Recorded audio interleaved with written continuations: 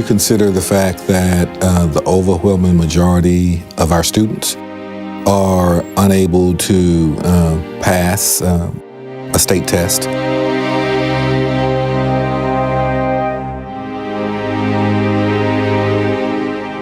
$66,328 students, and 2 years ago, only one student graduated college ready.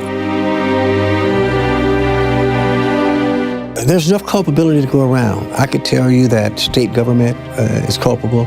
I could tell you a school board that had different things in mind rather than just quality education. I can tell you the union was going in another direction. Every one of them had a degree of culpability. Because we continue to force schooling to take place in this model that we should have long since abandoned, teachers are also unprepared to teach a new aged student. Math skills do matter more than they used to. Language skills matter more than they used to because you have to be able to read through complexity. You have to be able to work through statistics and have an understanding of quality assurance metrics and all the things that are common now in an advanced competitive economic circumstance. I believe strongly that the biggest problem facing this country, a tsunami coming right at us, is a deficit in education in this nation. That's what I believe.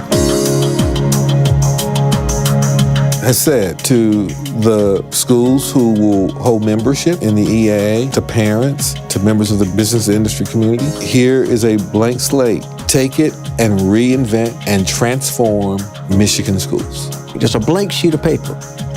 Let's do something great. I think it's an exciting time because we are coming into a circumstance where we will no longer sit back and accept persistent failure of achievement for these young people.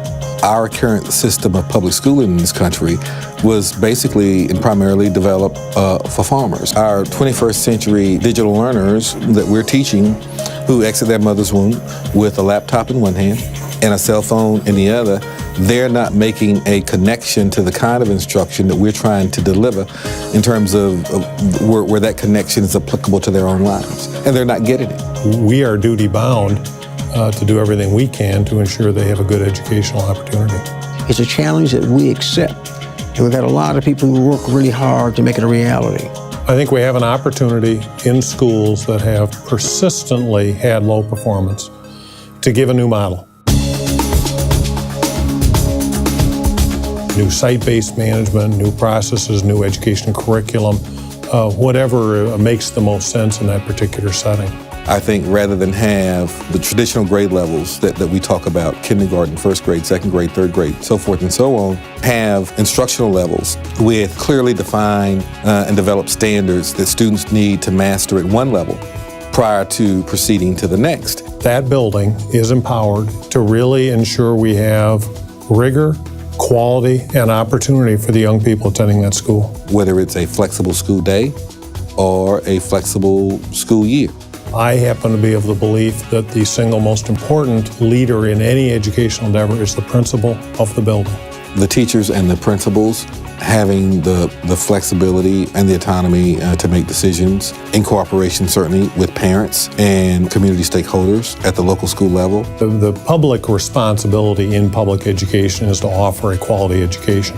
And then provide teachers with a comprehensive professional development that's also differentiated to meet the individualized needs of the teacher, because all teachers, in terms of weaknesses and strengths, they're at different places. We've gotten to the point where if we don't step up and do it now, we might not have another opportunity to get it done. This is absolutely the most important thing that I've ever done. And if I can positively impact their lives, you're talking about impacting lives for generations, and nothing is more important than that. It's going to take a lot of conversations to have people accept a new paradigm to the extent that they can embrace change. Virtually every teacher I know got into it for, in many ways, some of the most noble purposes that you ever see for anyone pursuing a profession. they knew the opportunity to touch young people and to really help them become who they are. Why did you choose to put that in the newspaper? We need to create some hope for them and push them to the limits, because every one of us will always remember that teacher that made a difference in our lives. And it was always that teacher that made you do more than you thought you could do. This is not about finger pointing.